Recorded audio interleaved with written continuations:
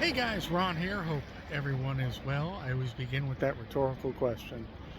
I have been very busy, so I have not been vlogging. I don't know, I think it's been almost a couple weeks now. And I would really, at the suggestion of, and I've thought about this before, but at the suggestion of, I think it's one of my subscribers, but at least someone here in the comments suggested doing a podcast. And I really think that I'm aiming towards keeping this channel, but doing a podcast. That would be something I would really love. And if you watch my channel, you know I can just talk and talk and talk without notes because I study subjects that I find fascinating, and I go from there. It would probably be well, I don't know, because this started out just being celebrity homes, and then I moved on to celebrity deaths, and then strange occurrence, and then just all kinds of occurrences, so-called conspiracy theories, all kinds of things that fascinate me, and many things do. Anyway, so tonight is going to be one of those. I was thinking about this subject for a while, and I don't know how many people have talked about it, but it's certain movies, Hollywood movies, that tell us a story that maybe they're trying to tell us something which in the form of fiction that's really happening in the world, but it's too kind of dangerous or controversial to come out and say outright. So let's talk about a couple of those movies. These are just movies coming off the top of my head. Obviously it begins with a screenwriter and a script, but maybe the screenwriter then finds a sympathetic director or producer or both who decide, let's tweak this script to make the fictional story we're telling tell some of what we believe to be the real truth in the world. I know it sounds vague and confusing now, but we'll talk about it, and maybe it'll make a little more sense. My plan tonight was to get along the jetty, see the ocean, which I didn't get to see tonight, and there's not a single parking spot. You know, it's the one thing about living in a so-called almost resort community. It's pretty quiet here, spring and winter, but summer, there's 99% of the people out are tourists, and it's, hey, look, there's the ocean, day, night, and they take up all the parking. What can I tell you? And I don't want to push it. So I can only imagine what it must be like living in full-time in like South Beach, Miami. Is that South Beach? I mean, can you imagine living there and it's the middle of spring break? Now, I lived in Palm Springs. I was a teenager during spring break, but see, all the action was downtown. Not that, that's a few blocks on Palm Canyon Drive, but if you stayed out of downtown, if you just were in your residential area or further east, everything was fine. But now they've got Coachella there, and what's the country music festival as well. But again, those are so far. Now that's the opposite. Coachella is so far east that if you stay in Palm Springs during Coachella Fest, you're okay. And the same with I know I'm tired, but I don't know why the name escapes me. Anyway, so those music festivals are far east. So if you stay west, people in the jacuzzi looking at the boats, that's a nice view. So let's talk about some of these movies. So the first one that comes to mind, I think probably with everybody, is Eyes Wide Shut. Eyes Wide Shut, like any Stanley Kubrick movie, took a very long time to make. Now, Kubrick worked with it from a novel, but the script was significantly tweaked, as I recall. And it was, the concept came in like really in earnest in the mid-90s, and I don't believe it was released until 1999, although I may be wrong about that. And Tom Cruise in particular worked in tandem with Stanley Kubrick, as Tom Cruise always does with his directors. and had a lot to do with the film. So I would say both might have been telling a story. The story of Eyes Wide Shut is basically um, Stanley Kubrick. Well, it was basically like based on that. It was basically the story of a doctor in New York who his life is going along like normal, presumably, and one night his wife, who may be a little stoned, it was after a Christmas party, decides to tell her husband that she had a fantasy about a guy that she saw just in a fleeting moment. I believe it was in a hotel. I believe he was a Navy officer, and she ended up saying that not only did she fantasize about this guy, but she would have run off with him if he would have asked her. So obviously, the lead character, Bill, the doctor, goes off into this night, and his night, he's summoned by one of the relatives of a patient of his who has just died, and he goes off to give his final respects. And then throughout the night, things happen. He's propositioned by a prostitute. The next, he chooses not to have sex with her, and then the next day he finds out she had tested positive for AIDS. Oh well, when he visits the relative of the daughter of his patient who had just died, she makes a pass at him and says she's been in love with him for a long time, even though she's about to get married to another man who he meets as well, or actually he knows. So basically, these sexual adventures go through the night, culminating with the Tom Cruise character Bill ending up at an orgy somewhere, I believe, on Long Island, although you New Yorkers will have to verify for me. And presumably, it's of the it's at a huge mansion, and it's presumably the rich and famous. And in fact, one of the characters in the film says, you wouldn't, basically, I'm paraphrasing, but he says this is played by the late director and sometimes actor, great at both, Sidney Pollack. And basically he says, I'm not going to tell you, if I told you who was at that orgy, and I'm not going to tell you, but if I told you, you wouldn't believe it. So the story really is about, I mean, that's kind of secondary. The story is about how can this couple, what's happening here with this, is this really happening to Bill? Is it a fantasy in his mind that night created by his deep jealousy and obsessive thinking with what his wife had told him? But more than that, the larger the plot, or one of the subplots, being the orgy, with all these wealthy, powerful, presumably some famous people. That's where people started to say, this is really what Hollywood's all about. Possibly politicians,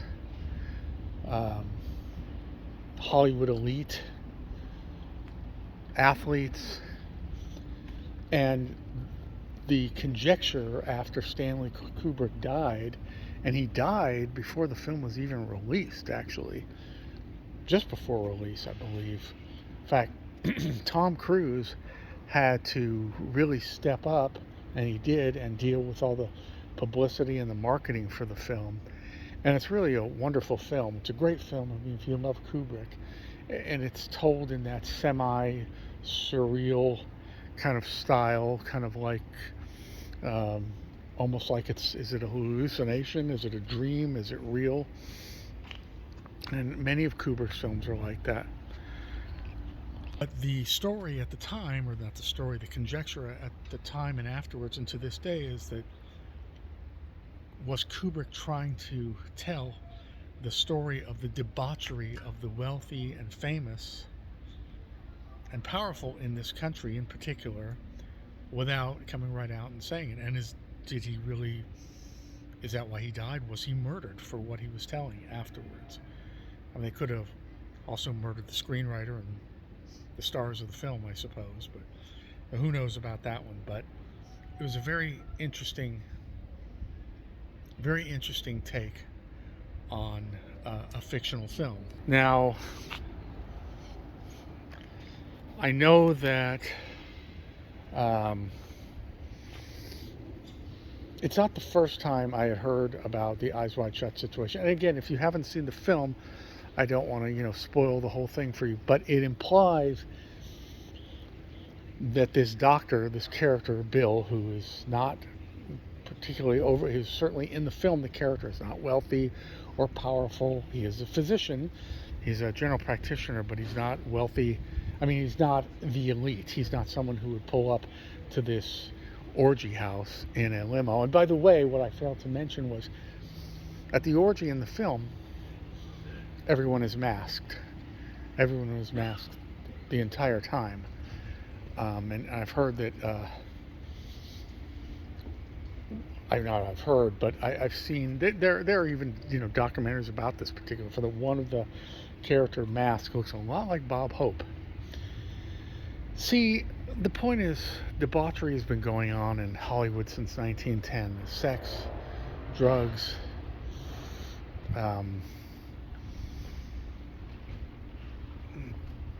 partying all the time, and a lot of things have been swept under the rug. Scandals, murders, and swept under the rug for a very long time. There used to be fixers. Maybe there still are, people who would, now it's publicists. But it was then too, people who would come out and clean up the dirty work, like when Lana Turner, supposedly her daughter, killed Johnny Stompano, Cheryl Crane, after seeing Johnny beating up on her mother, Lana Turner. But was it Lana Turner who really killed Johnny Stompano? And Cheryl took the fall, and the studio covered it up. Anyway, let's get back to Eyes Wide Shut. Does Eyes Wide Shut represent what was going on and what is going on? I talked about this once with a lady that I met a couple times, and among other things, she'd worked in the film industry. And this is all anecdotal. And I had a job too where I could go on the Warner Brothers set anytime I wanted, but not anytime I wanted, I should say, during the day, during working hours, when the guards were there. You show a pay stub, you work for Warner Brothers, and you get into the lot in any capacity. Anyway, but she said I don't remember in what capacity she was doing this in, but she had said she was on the lot, and she would see these big tents go up at night, late at night. I don't know what she was doing on the lot. I don't remember. It was several years ago, but she said that she just had a feeling or knew. I don't know whether this was this was a dinner with several people around. Whether she just, the conclusion was that under these tents that were put up temporarily in the studio lots, that nefarious things were going on. To me, it's really not a big stretch to think that the same people, let me rephrase this. When you read biographies of people here in Los Angeles, I'll use one for example, John Belushi. Now in 1982, John Belushi somehow was told or knew that a house right behind the Sunset Strip, probably where I walk on my Sunset Strip walk, and I've filmed for you guys lots of times, was basically a dope den. People would walk in and there'd be a dozen people sitting around the living room freebasing. There's a lot of houses like that. There's a lot of things in Los Angeles that are hidden. There's a lot of nightclubs that are really, and I've talked about this, for nightclubs and restaurants. I talked about this in my video about Mezzaluna, the restaurant that Nicole Brown Simpson went to last night of her life, and where Ron Goldman worked. That theories about Mezzaluna being possibly involved in drug dealing. Now, I don't know. I'm just saying that there's an underbelly in Los Angeles and in other cities, obviously, but an underbelly of all this kind of stuff where things generally just get hidden from public view, but the wealthy and famous know about them. I mean, we have an analogy now about Jeffrey Epstein's island, where his private jet, known as the Lolita Express, would take off, and obviously the girls were flown to this island. They wanted to be there, presumably, even though it obviously didn't work out the way, whatever they were promised obviously wasn't what they were told, at least some of them. And we know that celebrities and high-priced people went there. High-priced people, celebrities, and high-powered, politicians and the elite went there. And who knows? It presumably was a private island of debauchery in every way, shape, and form. And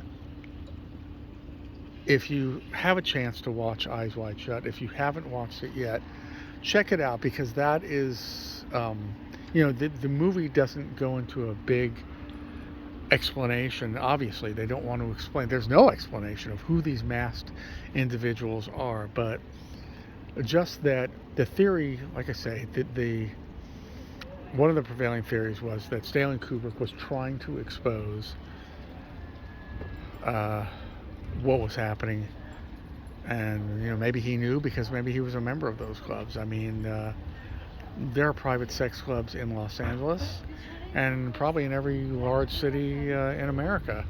And was he trying to say that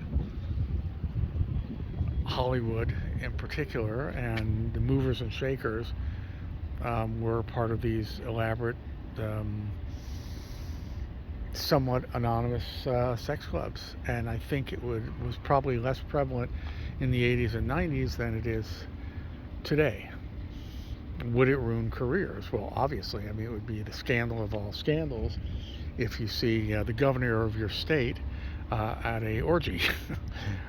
So anyway, or a congressman or congresswoman or God knows who, or head of a movie studio.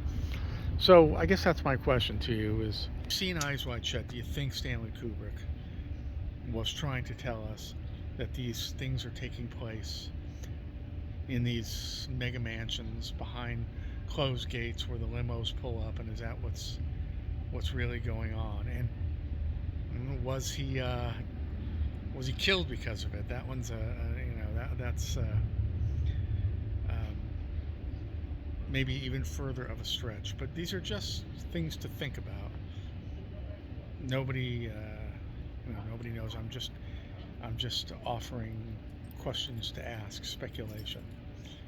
So there you go. It's interesting because Kubrick has been sort of targeted himself, or it was rumored that Kubrick faked the moon landings. When people talk about fake moon landings, they say, the one theory is that Stanley Kubrick filmed on a movie set the moon landings, which is one of the things that Buzz Aldrin punched a guy in the face who asked him, concluding that the moon landings were fake. There was a movie actually called Capricorn 1, very interesting, and it was made in the 70s, starring O.J. Simpson, and I believe Elliot Gould was in it. I think James Brolin. And it's about 3 astronauts who are supposed to go to Mars, just like our Apollo astronauts went to the moon.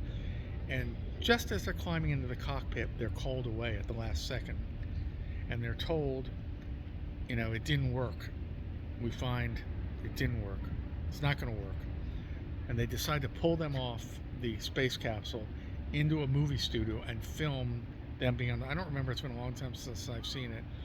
And basically the astronauts escape, and the story is, if they tell the world what happened, they're not presumed dead, then I guess it's the end of NASA. A huge scandal, and of course the Russians would certainly have one up on us. But Capricorn 1, check that out. Many of you probably haven't seen it or even heard of it. Was it suggesting, was the screenwriter and the director, or all of them, and the producer, or even the studio, were they suggesting that the moon landings about 10 years before actually didn't take place, that we never actually made it to the moon, walked on the moon. That's another one. So we don't know about these Hollywood films. Are they suggesting something that they can't come right out and say? Yes, don't fish here, not safe. I had another film I was going to discuss, and I can't quite remember. I think I'm too tired and too low blood sugared. Maybe I'll remember it. But the machinations that and the legal scripts have to be vetted. The way scripts are vetted legally, and the way the studios vet things and everything else, it would be really difficult to. You'd have to really be clever, is my point, to write something that mimicked reality.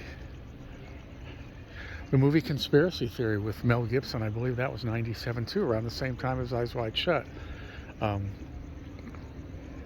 Basically, he was supposed to be an MK Ultra brainwashed.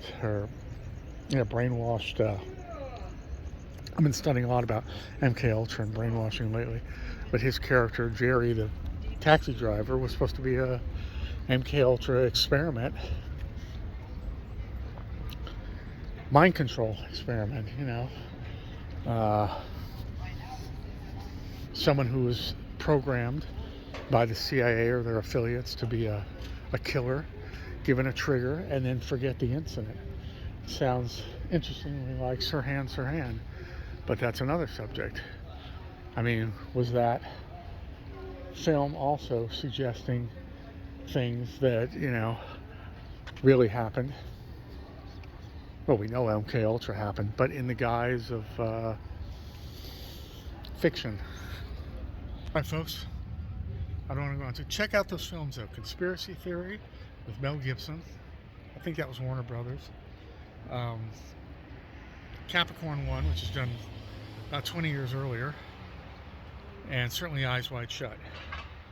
Check them out and see if you think that they were trying to tell a bigger story wrapped up in disguise in the guise of fiction. All right, guys, better head on home. Ron here. Yeah, I can't wait to get the podcast going, but I'm just way too busy right now. I've got some things going on that I've got deadlines for. So anyway, but once that's done, I'd like to jump right in. All right, guys. Well, I appreciate you watching and listening, and please give the channel likes and comments if you like. They usually produce, especially with subjects like this, a really interesting dialogue between all of us, because we're all interesting people, all of us that watch us.